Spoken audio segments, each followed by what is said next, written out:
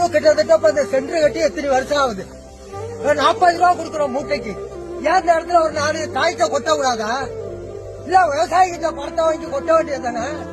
Lorry வந்து நெல் எடுக்க முடியாதுங்கிறாங்க, ரோடு சரியா இல்லங்கிறாங்க. அதனால கவர்மெண்ட் தானே பராமரிக்கணும். பேசுறாங்க, நியூஸ்ல பேசுறாங்க, முதலமைச்சர் பேசுறாங்க, எல்லாம் பேசுறாங்க, உணவு அமைச்சர் பேசுறாங்க. இங்க என்ன நடக்குது? இங்க விவசாய சந்தையில் அடிக்கிறோம் முறைச்சு. நான் வந்து மொத்தமா வச்சுக்கிறேன் கோயில் பங்கு. அவங்க பேச போடுறாங்க கோர்ட்ல. நாங்க என்ன பண்ண முடியும்? பணம் கட்டினாதான் சர்டிபிகேட் கொடுப்பாங்கிறாங்க. என்னங்க பண்ண முடியும்? நாங்க என்ன சாவாய முடியும்? ஒரு குடும்பத்துல 5 பேர் இருக்கிறோம், என்ன பண்ண முடியும்? இதெல்லாம் கவர்மெண்ட் எடுக்கணும்ல.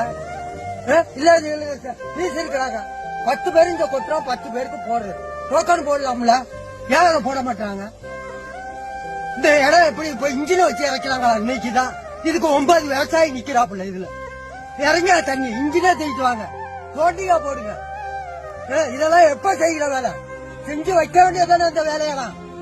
சம்பாவில நெல் கொள்முதல் பண்ணீங்களா? அப்ப அப்படி போட வேண்டியதானே. இதை இல்ல வர்ற அதிகாரி பூரா எல்லாம் வந்து பாடுறாங்க, போறாங்க, பாக்குறாங்க. அதெல்லாம் செய்ய வேண்டியதானே.